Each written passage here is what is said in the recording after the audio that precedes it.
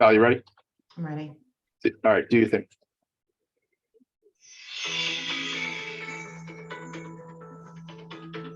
I love our song. Going live.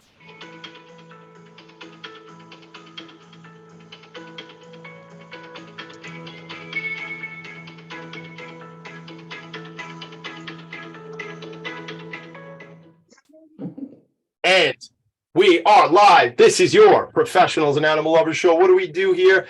We're amplifying the message that the bond between animal lovers is incredibly strong. It's the pals, your pals, Tommy and Val, Val and Tommy D, the Professionals and Animal Lovers show. We want to sort of support each other in business by building a compassionate network together so that everyone wins. Especially the animals. Especially the animals. Got to shout out my guy Cheeto, our new dog. He is only 3.5 months old. Love this dude. Was just telling Valerie about him. He's a rescue. Shout out to Positive Rescue out here on Long Island. Cheeto, my guy Cheeto. If you want to check him out on Instagram, my guy Cheeto. But you should also follow your pals, Professionals and Animal Lovers show. How do we achieve this goal of ours? We do this through this weekly show. We do this by bringing people together at lunches. We also have something, Valerie Heffron, called the Compassion Awards. You want to talk about the Compassion Awards? It's like my favorite thing in the world. I'm glad I So aside from this podcast, so the Compassion Awards is an event, now an annual event, where we acknowledge and pay recognition to a few. I wish we could, acknowledge everybody really. But so last year was our first year. We had 3 recipients, and John DiLeonardo of Humane Long Island, who's an amazing animal advocate. We had Renee Kraft, who TNRs like a couple of hundred cats and kittens every year. And we also had Camp Happy Tails Regina Mendoza, who runs an incredible rescue strictly out of her home, 20 dogs at a time, and gives them the best possible care.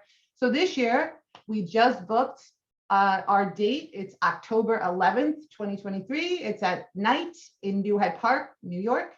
And I have the pleasure of announcing. Am I not announcing? But wait. Okay. I do a drum roll on my desk. Oh, a drum roll. Anyway, yay. Okay, so Assembly member Linda B. Rosenthal is with us today, and she is also going to be one of our recipients this year. I am thrilled. I left my pom-poms in the car. I don't have my pom-poms. I'll wave my hair for everybody. Yeah.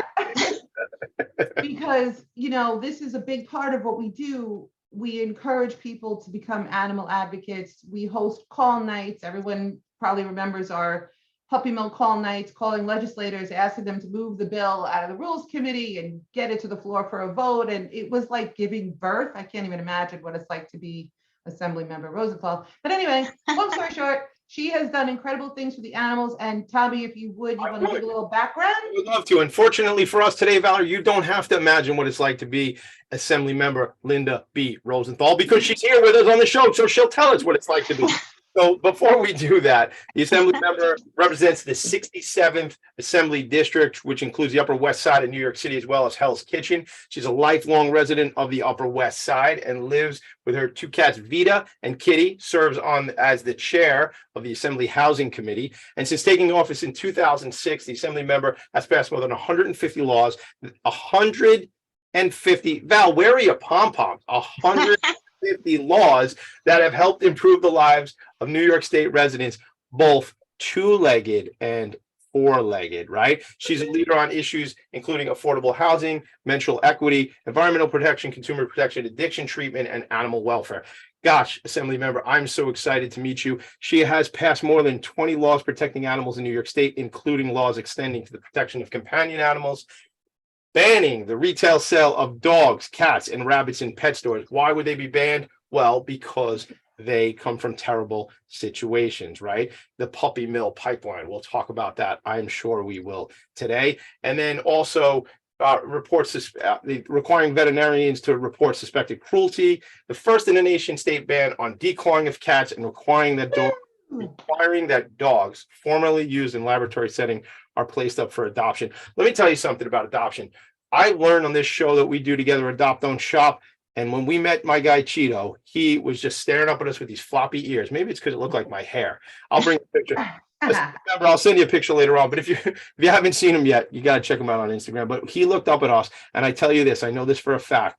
They told me that if we did not adopt that dog, or somebody did not adopt that dog, this beautiful little baby would have not been here. I'll tell you that, because they told me that that's what was going to happen. So that is not what that we're about, saving lives. And that's why we have you here, Assembly Member, to tell us about this information. I'm going to leave it there because, you know what, as much as Valerie and I like to talk, and people often like to listen, today it's about you. So please, hello, how are you? Hello, thank you. Thank you. That was quite a drum roll, and I appreciate it. And thanks for having me. This is very exciting. So excited to have you. I've said this so many times.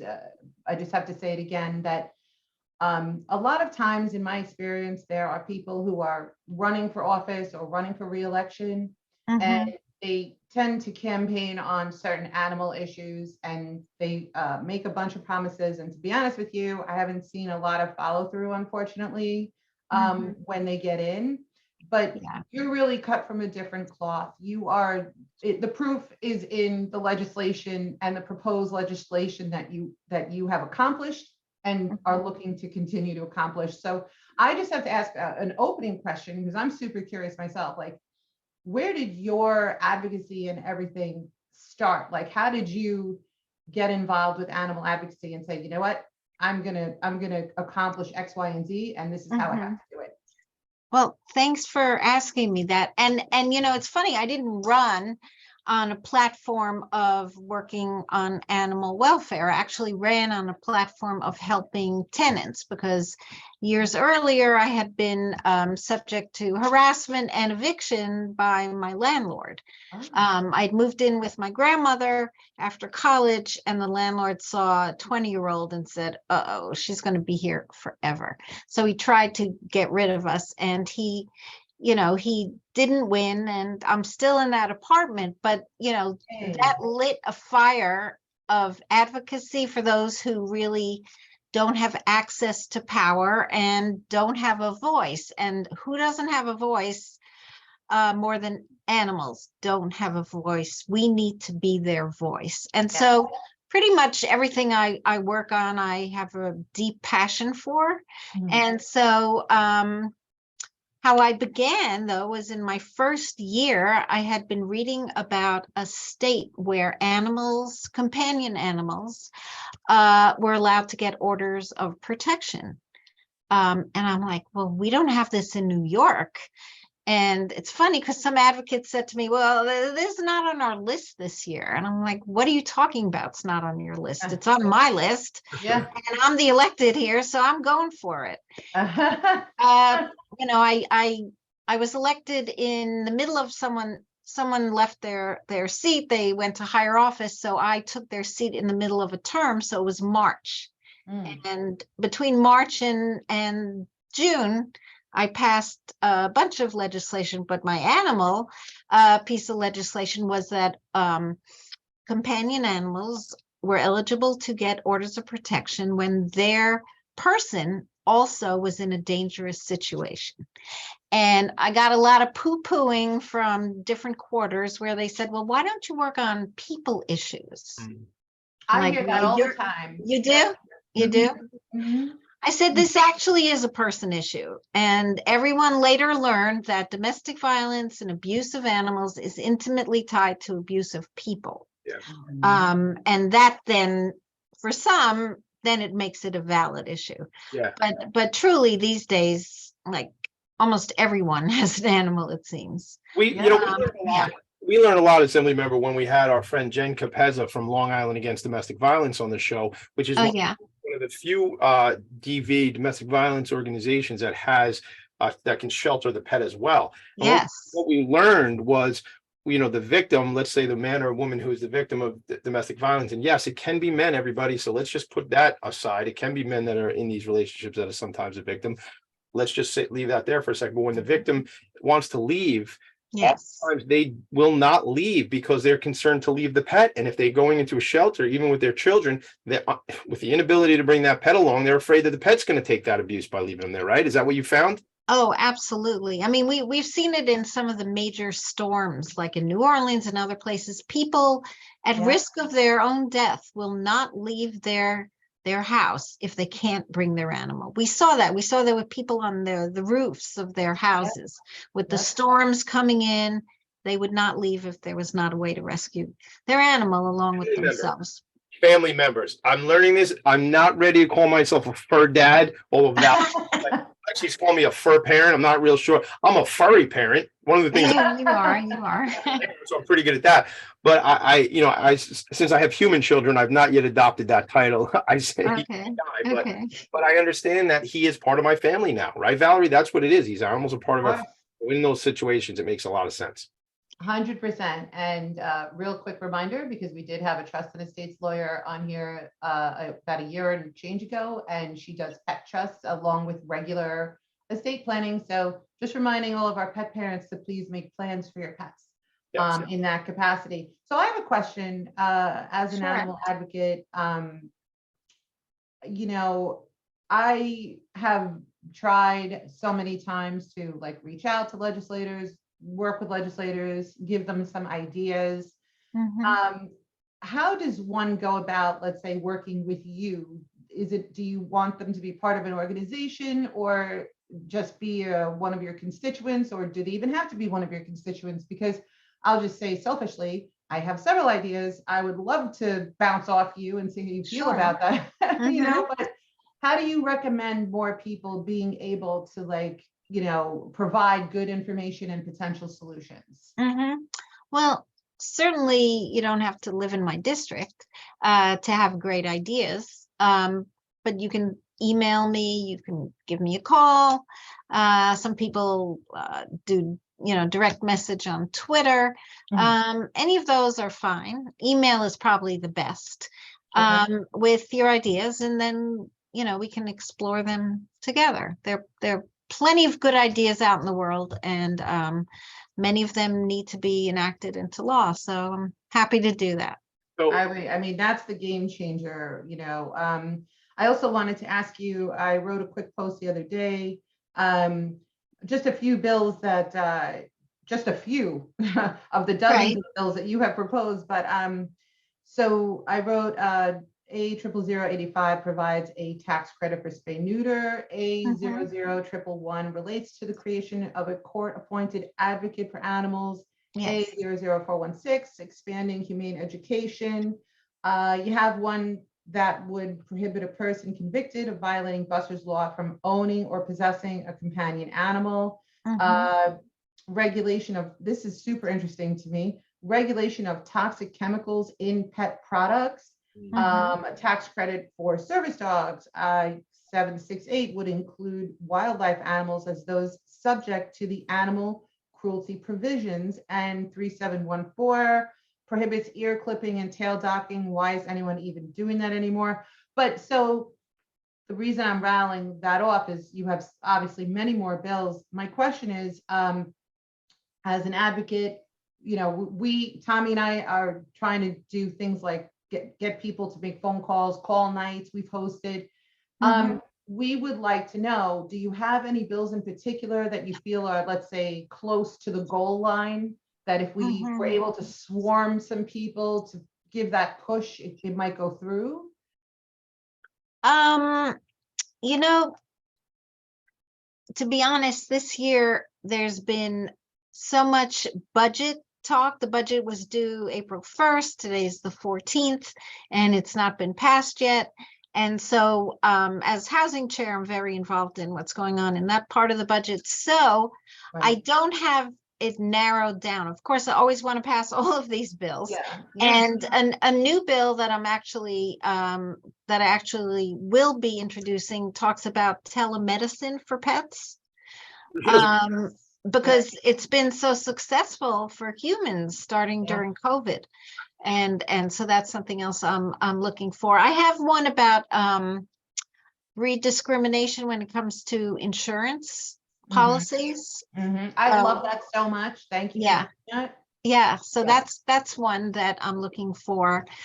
Let me see. I can let you know which ones I think will be getting traction. I have tried for years to get the wildlife cruelty, and that's been very, very difficult, because I think even though we've made so many advances in animal welfare laws Mhm. and in recognition that animals are sentient beings, Right.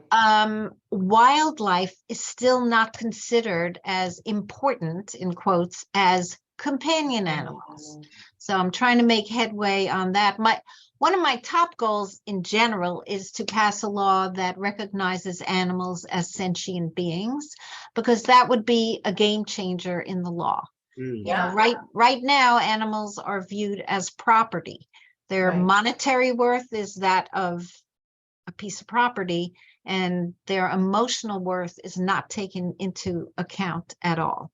Right. So that would change the penalty dynamic and everything. Mhm. So that is ultimate goal in the next couple of years. But you know, I'm also looking to let's see what else. Which one? I don't know, a whole bunch of them. So I can let you know, and you can tell your vast audience which ones to help me with. We want you to do that. We want you to keep in, like, see, now that we have this relationship, let me tell you a funny story, because about a year ago, we started making these call nights, and one of your colleagues, I had reached out to some of my relationships in the Queens area, and I don't Yeah. know if it's appropriate to say people's names or not, but I reached out to this man, and I reached out to a friend who's very connected to I'm just going to say, I reached out to a friend of ours, Ed Braunstein, who, and I will tell you, when Ed called me up, he's like, "Hey, Tommy D, we had a conversation about what we were looking for at your bill and some of the generis bill, what we talked about." And I was shaking, and I don't get scared of anybody, but I was like, "Oh my God, Braunstein's calling me." And I was like, all nervous. I was like, "Val, I got a phone call from I was like, so like, but my point of telling you all this is talk about growth and talk about getting uncomfortable and talk. And I don't really fear from anything, but it was very unusual for me to go, wow, why am I nervous and anxious? But my point of the matter is we have access to folks who are elected people. I saw Vicky Palladino just recently, the Bayside Business Association. She's with city council, and she said, we are approachable. We are elected. She said, refers herself as an elected official, not a politician. Yeah. So the point is, what you Yeah. just said, Assembly member, is that reach out to me. You said, tell That's me right. what's on your mind, Valerie. You didn't say, talk to my people, right? It's about how you're Yeah. right. This approachable nature of, and I don't want to make it like, oh, well, these elected officials necessarily work for us. No, we can work in partnership, right? As the That's people true. who are in the communities who see things that maybe you can't see, not you personally, but that you can't be in everything. So I own an employee benefits agency with my partners. Our trade association goes up to Albany and goes down to DC to explain what it's all about, right? Because not everybody, and I've gone up with the Queens Chamber of Commerce. This will be my last point on this. I've gone up to Albany with the Queens Chamber of Commerce a bunch of years in a row. And we get to go around and see the folks on both sides to explain what's going on. Because all due respect, nobody can know all this stuff. It takes the Mhm. people who are specialists either in the market or in the field or in community to help educate, right? Isn't that how you feel about this?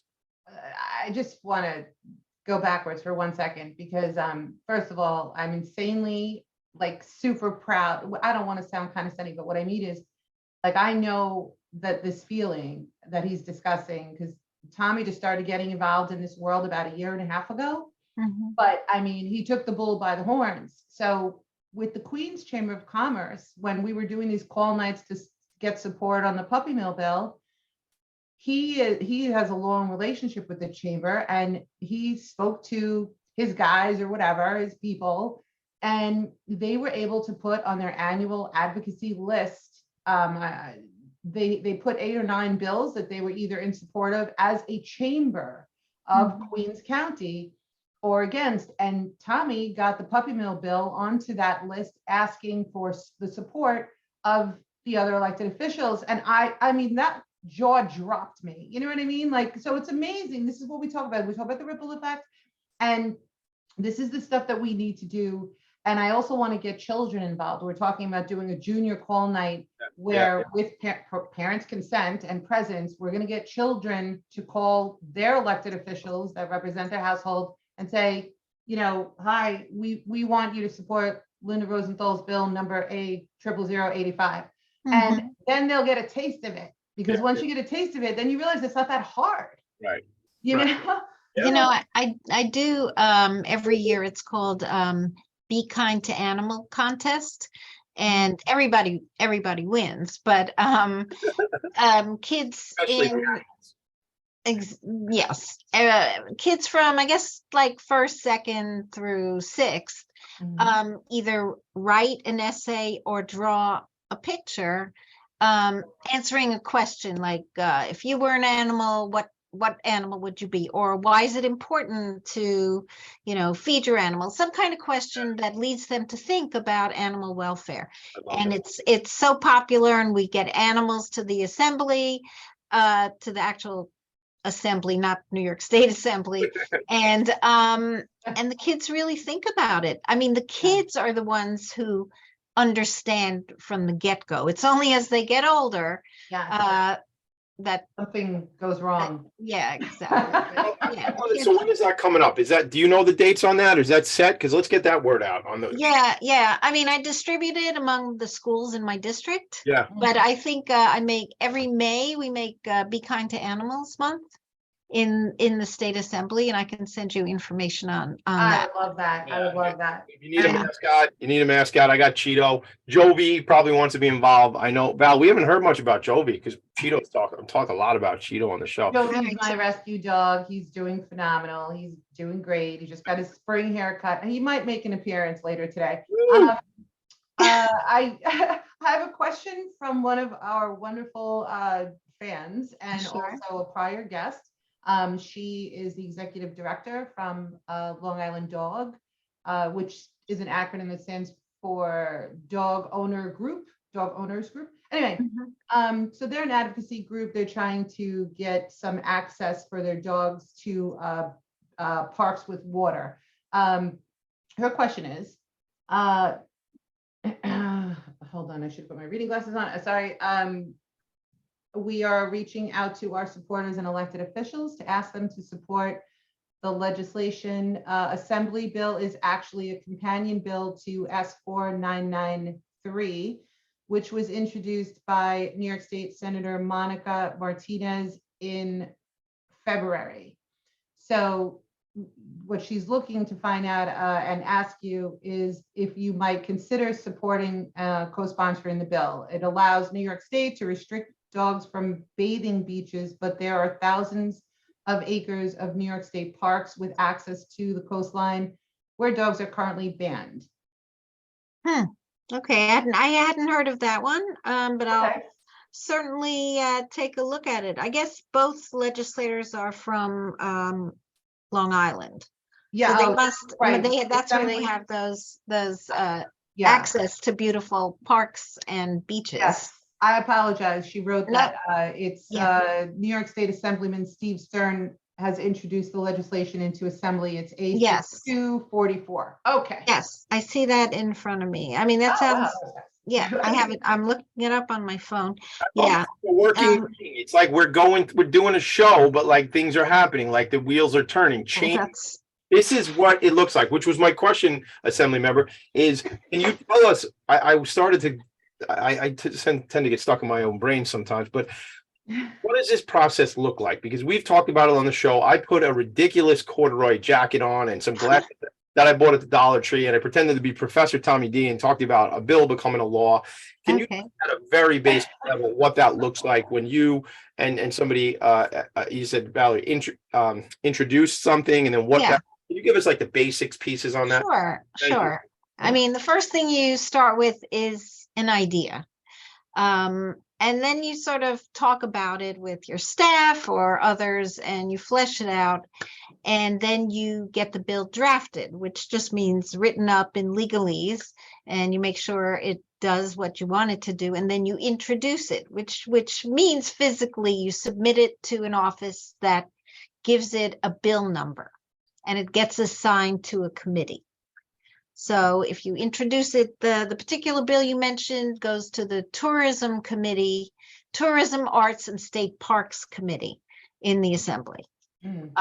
Most animal bills go to the Agriculture Committee. And that's like contentious at Mm. times because, you know, I have a bill that would move all the penalties from the agriculture and markets law into the penal code because they're Yeah. crimes. They Right. belong with all the other crimes section.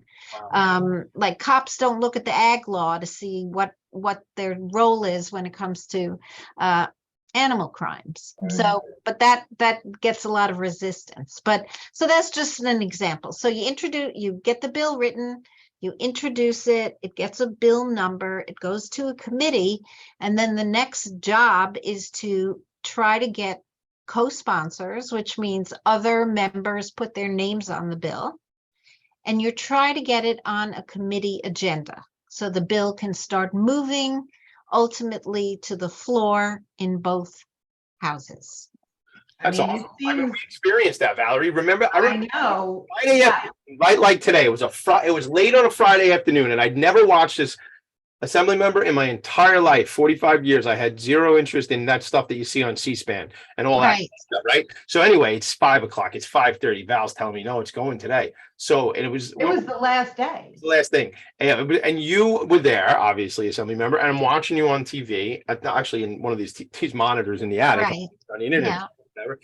And it's this conversation. It's you presenting your thoughts, and it's someone else, on the opposite side of this particular bill presenting Yes. thoughts. And it was like, wow, like this is, and having like sort of a vested interest in the conversation made it Yeah. super interesting to us because like Val and I are watching it. She's like, I call her, she's like, I can't talk, I'm watching. I go, I want to watch it together. It was like that's I was like this because, even though I knew the anti-puppy mill bill, that's what I always called it, but Right. it had so much support.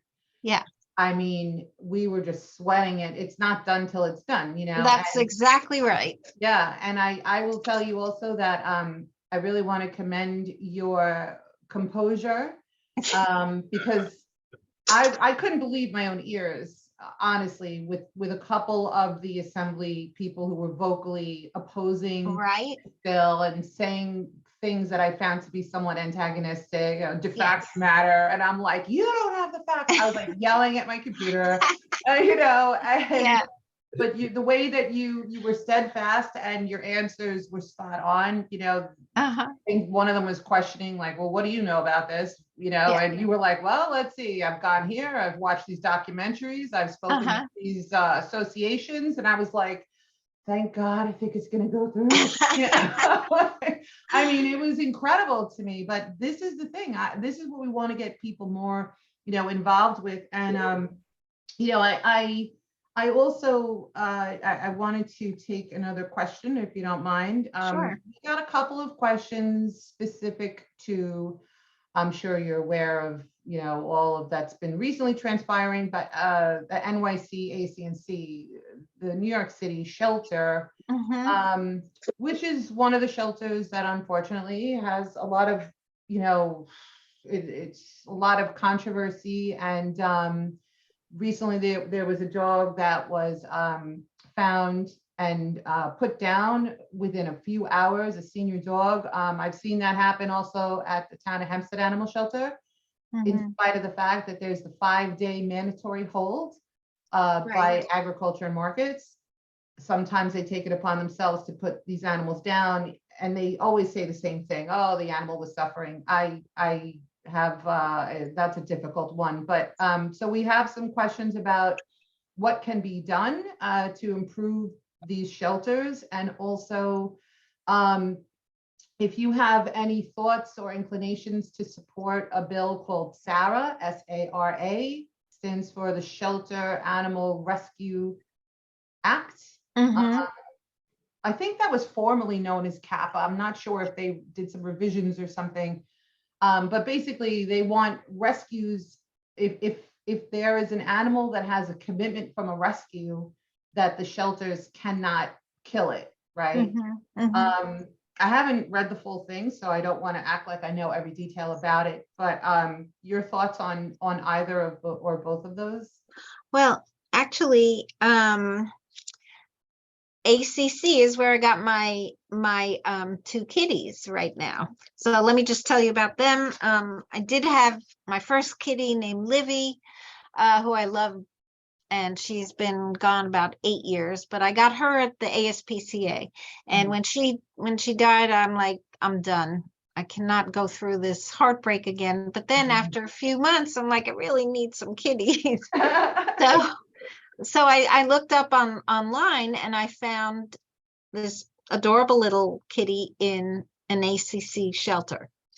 And so I went there to check her out, see if we meshed. And on my way to her cage, this other kitty stuck her paw out. And she's like, take me too. And so that's how I got two kitties. That's great. She was slightly older, but she's now the alpha cat. She runs the house. She eats the food before the other one because she gets what she wants. But that's where I did get her. And I also have worked with groups that pull animals out of AC&C and other shelters so they are not on the chopping block, because I know that shelters often cannot handle the number of animals they have. And in fact, in the city council, hopefully this helps, the city council just passed into, well, the mayor has to sign it, a bill banning the sale of guinea pigs. And the shelters have been full of guinea pigs. Really? Yeah, so that will not be allowed, and hopefully the shelters won't be overrun with guinea pigs because people buy them and don't want them. That bill has not been introduced again this year, the one you're talking about. I think it had been in the past. And when I started working on the shelter issue many years ago, when I think things were totally out of control, and I do think things have gotten better. I really do. I haven't visited one more recently, but I know there are a lot of good people who work there.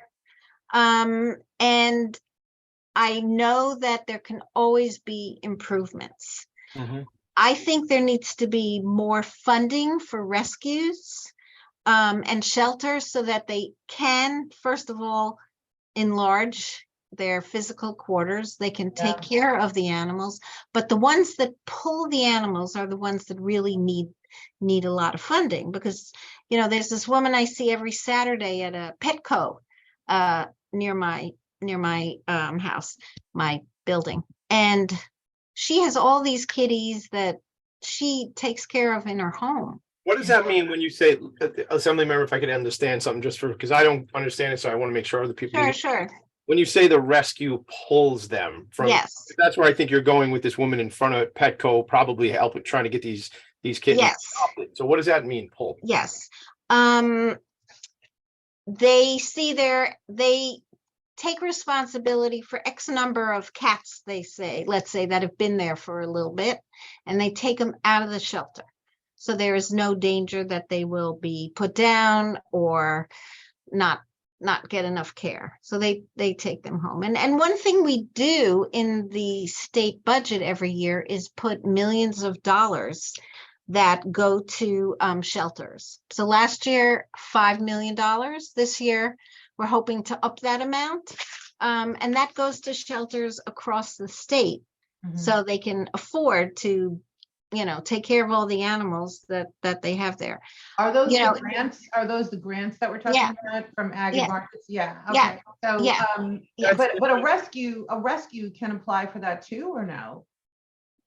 I believe they can, but I have to look more closely. But I think it's more for like brick and mortar shelters, as opposed to, you know, individual rescues. But is that like this the city shelter or the county shelter, or is it also but it's not a nonprofit like 501c3 rescue? No, I believe it could be. I believe it could be them as well.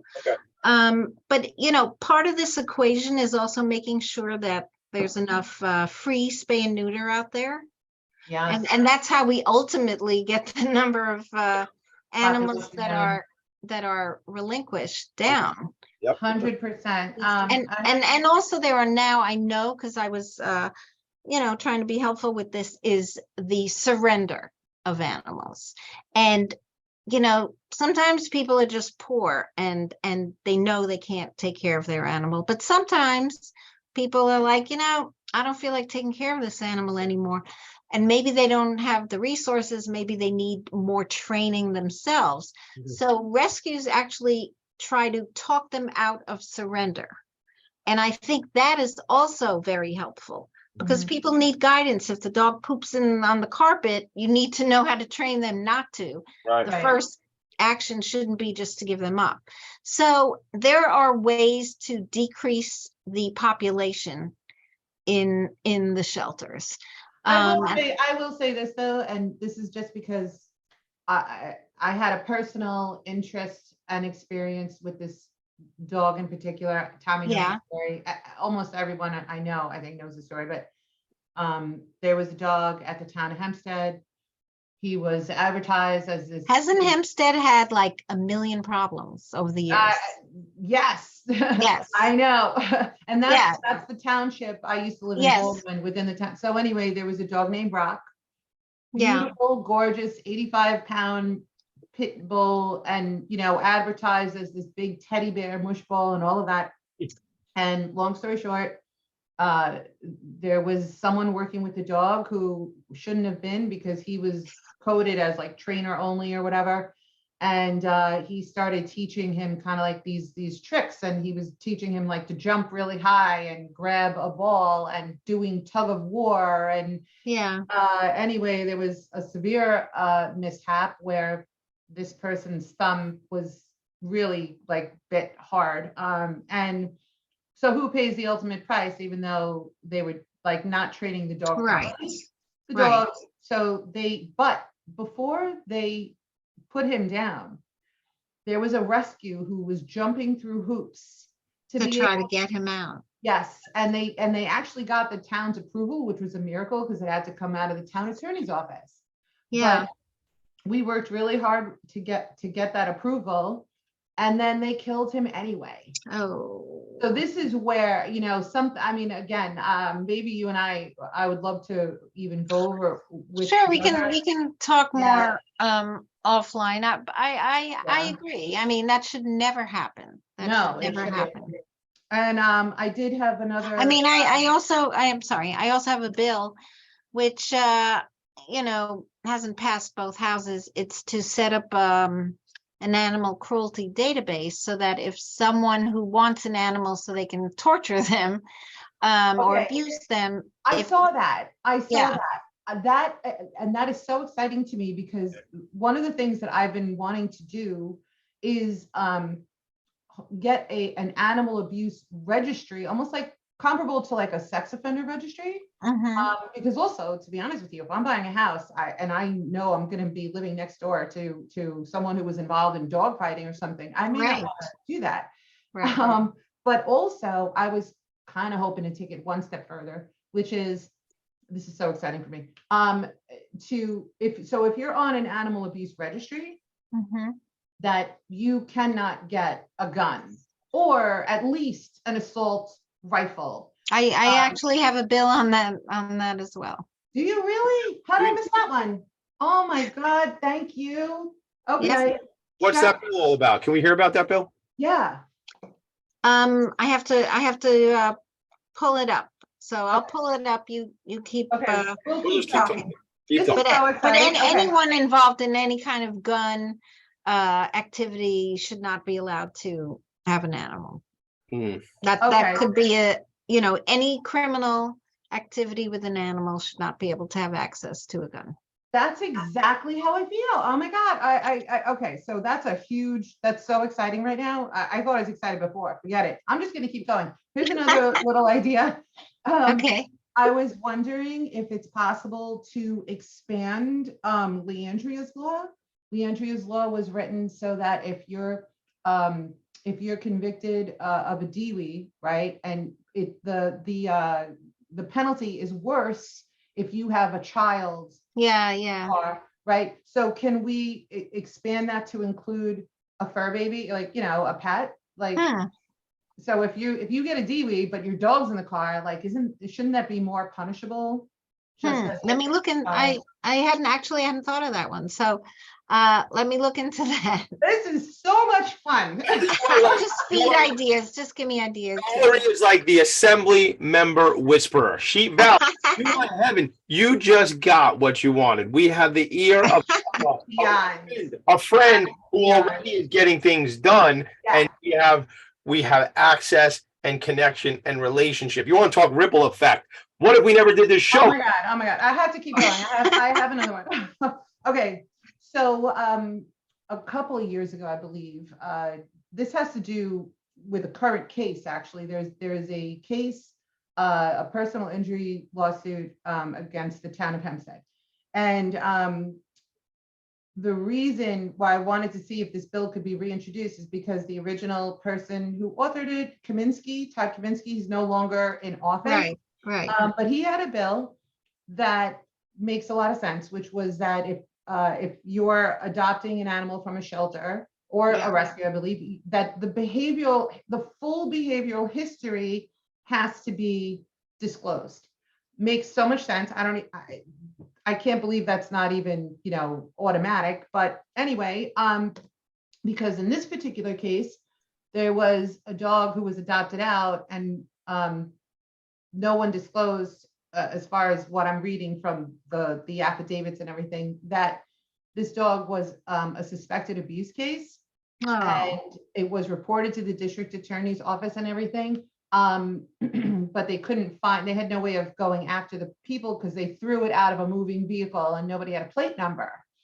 So, but the point is that, so the town, within their own policies and procedures, that is their rule, that you have to disclose the behavioral history to potential adopters.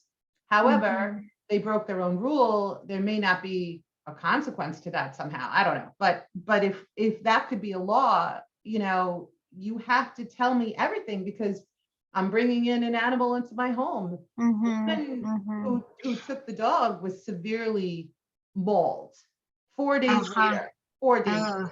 Yeah. Well, I mean, it's irresponsible of the shelter to give that to somebody. Yeah. I mean, the shelter should know that that dog just can't be given to the next person online. They need different treatment. Right. Different approach, and maybe they're not adoptable to anyone. Right. In particular, somebody who knows how to deal with abused animals would be the best candidate. So maybe it's something that could also be implemented internally. I mean, that's what you expect from a shelter. You don't just give a dog or a cat to anyone. You have to make sure that they mesh. And I know some of the rescues go to someone's house and make sure the house is, is suitable, which I think is amazing. Not all shelters have that capability, but yeah, I agree. That's an important consideration. Yeah. Oh my God, I'm so happy right now. I just want to let you know, I cannot wait. I'm going to let Tommy do this, but we're friendly. He's pretty good friends with Linda B, who lost her son in the Parkland. Oh, I know. Yeah. Linda, yeah. And we talked to her offline about this, the putting together, hopefully, legislation that creates a registry. And if you're on that registry, you can't get an assault rifle or a gun. And my first choice is any kind of gun. Yeah. Right? And we were talking about next steps and everything, but to hear that it's Bill A340.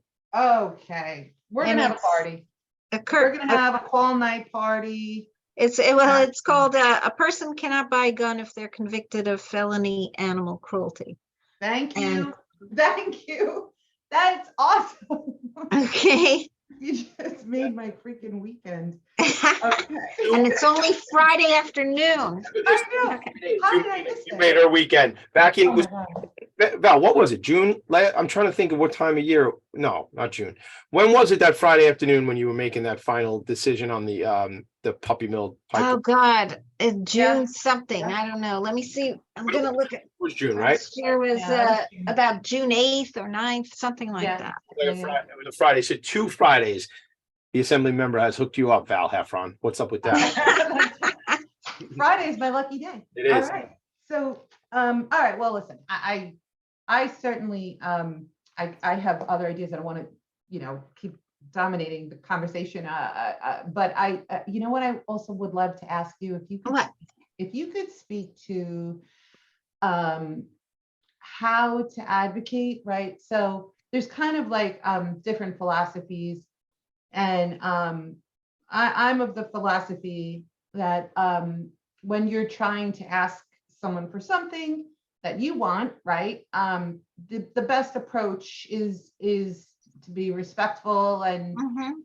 you don't have to be a kiss butt, but I see a lot of times, and it kind of hurts my soul because I feel like it hurts the animals in the bigger picture. Right. But when people either they don't get their way or maybe they disagree with something, they get really aggressive and Mhm. personal, and they launch, things on Facebook, and they're, using graphic art or whatever to depict people a certain way, like the Yeah, devil yeah. so I'm just wondering if you could speak so that maybe we can all do better for the animals. What's the best way to advocate, and how would you recommend people handling things when we don't get our way?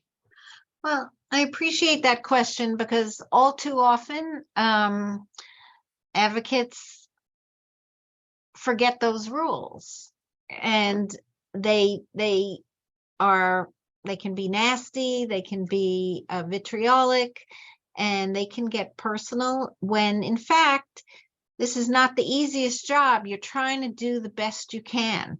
If I alone could make things happen, then I just snap my fingers. But I work in a body of 150 people, and the Senate has 63 people. So you have to get consensus. You have to get people to work together. If you are slammed that you're not trying or you're failing when in fact you're working very hard, that just says, I'm not going to deal with you. I mean, that cuts off access to me, and I engage a lot with people who care about animals and other issues. But if you're going to go down that path of vilifying lawmakers who try and are successful or are keep trying till they are, don't do that. Don't do that. But I must say, animal advocates are the most tenacious in the world. Whenever there's an animal issue, and my colleagues always blame me. They're like, I just got 100 emails. I'm like, yep, that's the way it goes. But that makes you notice. That makes you see, wait a minute, there's an issue here. And a lot of animal advocates are frankly one issue voters. And people know that too. And that is also what makes animal advocacy so bipartisan. It's not a Republican issue, it's not a Democratic issue. It is a humanity issue. It's something everyone loves animals. You don't have to, I'm a Democrat, but you don't have to be one to love an animal. Right. And so that's what's so good also about this movement. It's everyone together pulling for the animals' welfare. But I think respectful is always good. And also, I like to hear about your animals. She wants pictures of your puppies and your kittens and your dogs, cats, and your kids. She loves that. But I'm assuming you love to see the pictures too. But I do. Here's what I want to say. First, this is going to sound very fundamental and basic in life, but they say you get more bees if you want. Yes, you get them with honey, you don't get them with vinegar. But isn't that life? And I understand passion and I understand commitment to right. But I'm not perfect. I'm not perfect with this either. I feel like I've gotten better because I realized, although sometimes it's really hard when you're really upset. I mean, that dog Brock's threw me for a loop. Yeah. And I remember being very frustrated with the slowness of reopening TNR after Yeah. COVID, Yes. when people were in front of like every small business, you know, which I was in favor of. Like they wanted to open the gyms, they wanted to open the restaurants, but the TNR stuff didn't really happen. Right. I remember I made a post and I definitely tagged an official and I said something like, liar, liar, khaki pants on fire. I was so, and then a few days later, I was like, that's not good. That was not good. you know, I must say, if you're going against a huge corporation, go for it. Right. And you know, there are different gradations. You can start off sweet and nice and then get a little more stern. Like I've been very involved in the anti-fur movement. And so, you know, years ago, I passed a law that says that any kind of fur has to be labeled. It has to be labeled fake or real. And most labeling laws are just, you have to say that they're real. I don't want a consumer to have to work hard at all. Just let me see. It says faux fur. Okay, then it's fake. Right. But, and more corporations have now abandoned fur. And a lot of that is because of the protests and the outspoken advocacy. So go slam a corporation. That's good. But when you're slamming a person, it's a little different. Well, it is different. Look, I'm not good. I'm not perfect, but I'm close to it. No, Well, is that what your dog tells you? I don't know. That's what it tells me I'm perfect. No, but no. Can I just ask one more question? I know. One point, Val. Let me just make this one point. Yeah. Let me make this point. I'm not, none of us are perfect, but I think what we need to do is be mindful of when you're attacking another human being who's up there on the hill fighting and battling for you. That's not going to get it done, man. It's only going to, I didn't, you know, assembly member, I kind of feel like you're like, well, now I'm not going to deal with that person anymore. Like, whereas maybe that advocate could be a friend of yours and an advisor to you about what's going on in community, in the shelter. Island, you know, somewhere around somewhere else around the state, what's going on, just to educate you. So gang, like I'm not, listen, I holler and I get cranky sometimes, but when I call and I need services and I need help from a credit card company, hey, would you mind helping me out? Would you mind? And I understand your passion. I understand that. But like, people want to help people who are nice to them. People respond that's true. When you're sweet. And, you know, then again, it ain't easy. I'm not saying, Brock, the situation with Brock, Val, you were pissed off for greatness, right? You were pissed off that they put this dog down and it wasn't his fault. You know what? However, it was in my mind. Yeah. It's easier when you make a new friend instead of pissing somebody off, especially with social media. Because you put it out there. It's hard sometimes when you feel that there's such a great injustice, but just give me 2 seconds. You got a question? I have, if I can squeeze just another couple of minutes out of you, Assembly Member. I really am very interested in this bill. Could you speak a little bit about the regulation of toxic chemicals in pet products? Well, you know, first of all, the chemical industry is very powerful. Of course, their bottom line is profits. And we've seen the huge effort it's been taking to get chemicals out of baby diapers, to get chemicals out of menstrual products, to get chemicals out of everything that can harm a human being. So you can imagine it's going to be even harder to get chemicals out of products that have to do with animals. But a lot of the toys, like the chew toys, are full of chemicals, just the way like plastics are composed of chemicals. Exactly. And animals ingest that by chewing. Some of the foods that they have extra levels of, let's say, mercury or other harmful chemicals. So really the entire industry needs to be changed when it comes to what is allowed to be in toys and accessories to animals. I love it. Thank you. And someone wants to say hello. He's been dying to meet you his whole life. This is Josie below. How sweet. Hi, Assemblyman. Now I feel like I got to go get my dog. You got to go get yours. Val, run. Very sweet. He's the bestest Poochie, and he is Oh. such a fan, and he thanks you for all that you do, all that you So do for the sweet. animals. Oh, thank Oh, look you. at this. Tommy ran to go get his dog now. You know, I'm in the office, so it's not fair. I can't get my kitties. But during COVID, when I was on Zoom all the time, one of my kitties was like always sitting there.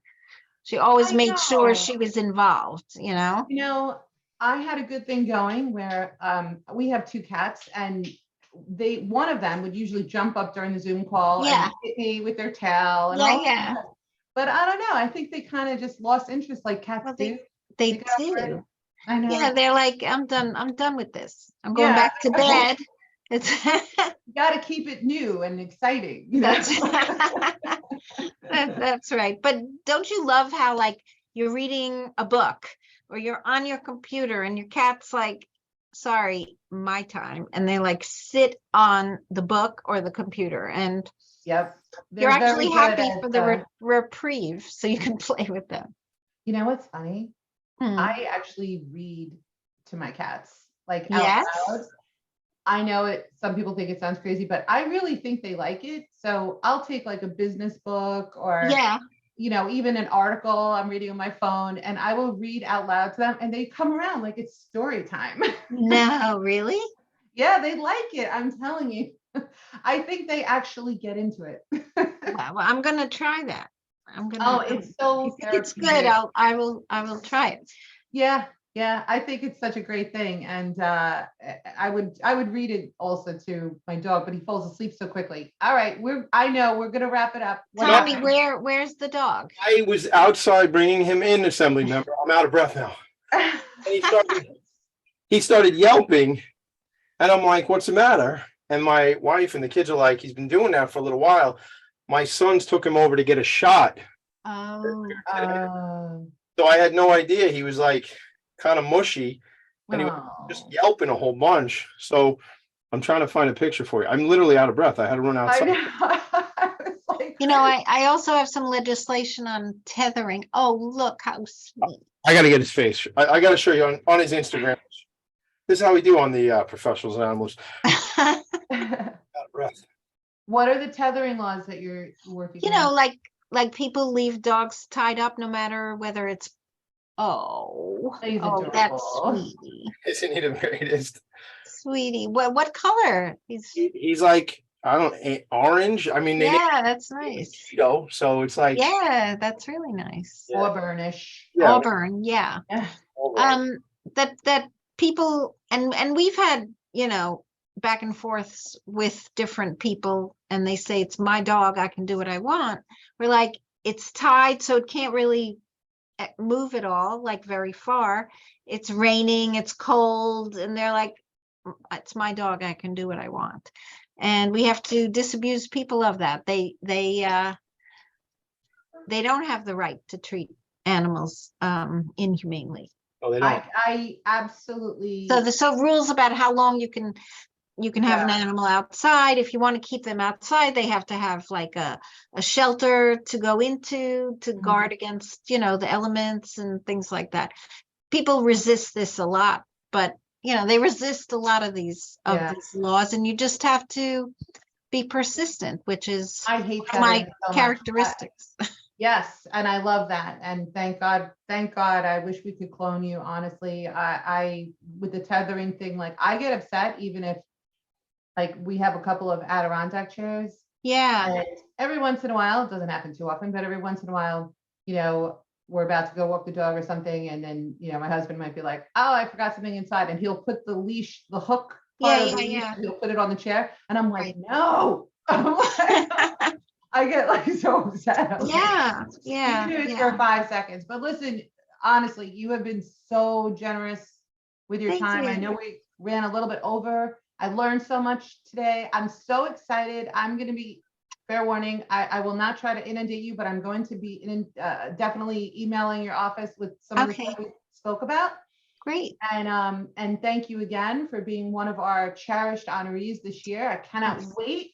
I get to meet you in person. Thank you. Thank you. This is very much an honor for me. Thank you so much. You know, you don't do this for that reason, but, and of course, animals can't can't honor you, and you don't do it for that. But it's great when people who care about animals do Yeah. take an Yeah. interest in exposing the work you do and working together. So thank you both so much. It's actually flown by.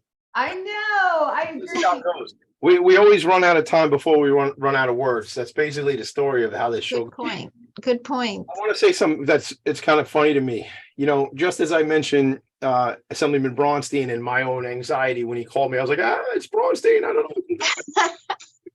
It's interesting how we're all human beings, and at the end of the day, we're just people, right? So you're so honored and appreciative of this honor we're bestowing upon you, and we're so honored that you accepted it. So it's one of these Yeah. like, oh, I love you, I love you, I love you.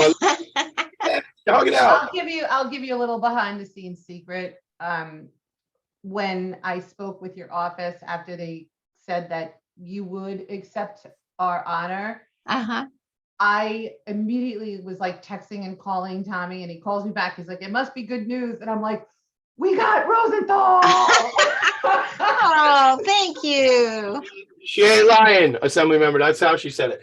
We got Roosevelt. All right, but look, here's the thing. People change the world, right? People affect each other. Valerie and I are not perfect. Assembly member might not be perfect either. And listen, we're all just trying to be better today than we were yesterday. So if you have questions, comments, and you want to get more connected to this work, you got to just reach out. You know, we didn't get to everything today, but the thing about this is a journey, right? We're going to keep it moving, and we're going to keep it moving. And it's good that we have friends who are up there at the state level that can make these changes. So thank you from me as well, Assembly Member Rosenthal. Thank Take you. us home. Take us home, Tommy. I shall do that right now.